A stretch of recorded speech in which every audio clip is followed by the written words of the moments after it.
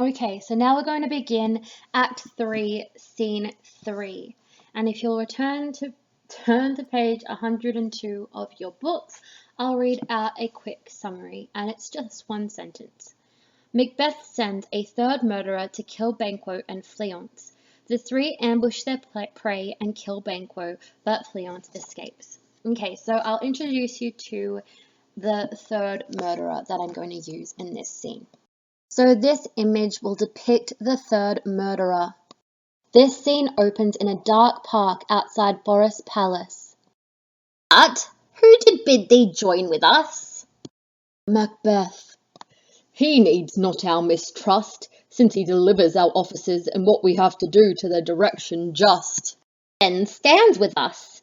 The west yet glimmers with some streaks of day. Now spurs the lated traveller apace to gain the timely inn, and near approaches the subject of our watch. Hark, I hear horses.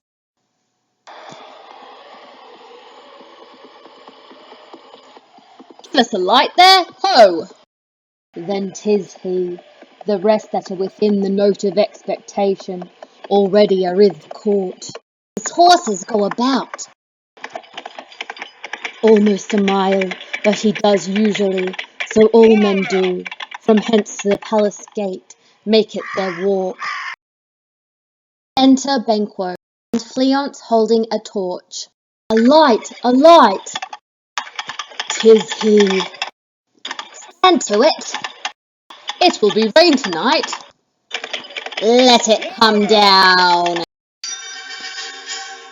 Banquo is attacked.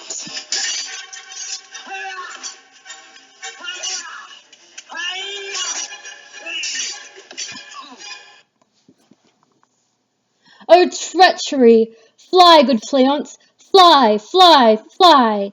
Thou mayest revenge, O slave! Banquo dies. Exit Fleance. Who did strike out the light? Was it not the way? There's but one down. The sun has fled. We've lost the best half of our affair. Let's away and say how much is done. Okay, so that's the end of Act 3, Scene 3, which was a nice short scene that just depicted Banquo's death and Fleance's escape.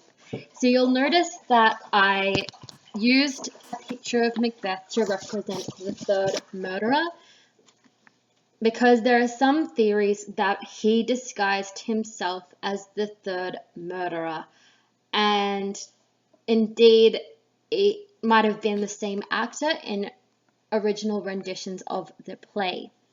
Another interpretation that you might take up is perhaps that one of the witches disguised themselves as the third murderer to make sure that Fleance escaped and that part of their prophecy could come to fruition. Or perhaps it could have just been a third murderer that Macbeth sent to make sure the job was done. That's up to you. So we'll return to the start of the scene on page 102, and we'll quickly go through some of the vocabulary and themes of that scene. Okay, so there's not many. We'll start on lines 3 to 5 when the second murderer says, "Since he delivers our offices and what we have to do to the direction just." So he's talking about the third murderer there, and he's basically saying we have no reason not to trust him. He has the same orders as us, and he has knowledge of those orders. So he's implicated in the murder that's about to happen as well. Then we'll go down to the first murderer speaking underneath that at line 8, and he says, "Now spurs the lated traveller apace." So lated there means belated or late. So here comes the late traveller to gain the timely inn. And timely there means on time. And that's interesting to note because that's an oxymoron of a sort. So late and timely being opposites. And there's something to note there. You could apply that to Banquo and Fleance who are coming, and they are both late and timely. So they're late for the party, but they're on time perfectly for the murder that's about to happen.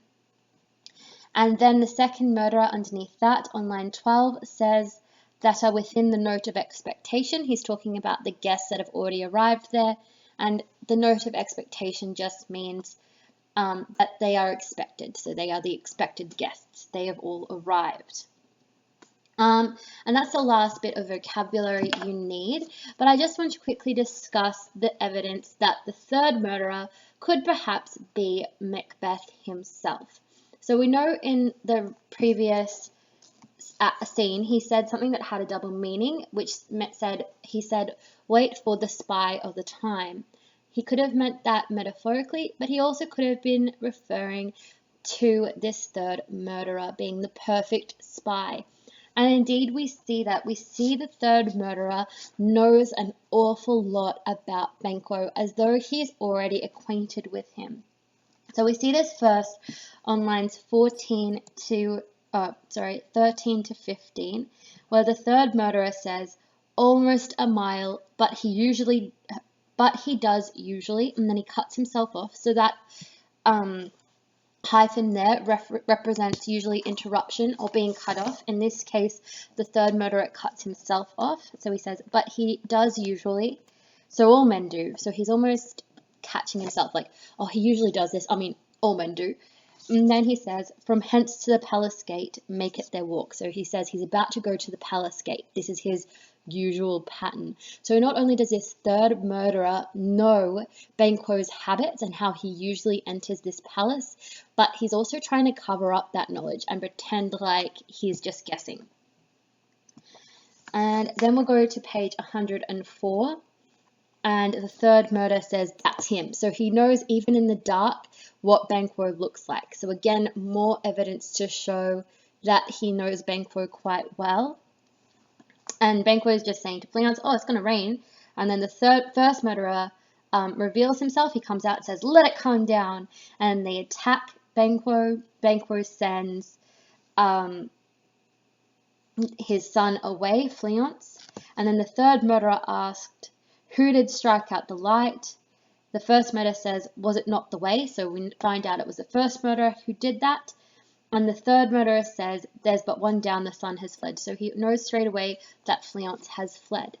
Now, this is another bit of a reach, but the question that I'll pose to you is, why did Fleance not flee into the castle where Macbeth was? So they were just outside the gate into forest, but he runs away. He doesn't go into the castle. Now, my theory is that perhaps when the light was struck out, he heard a voice that was familiar to him since he was a baby, and that could have been the voice of Macbeth.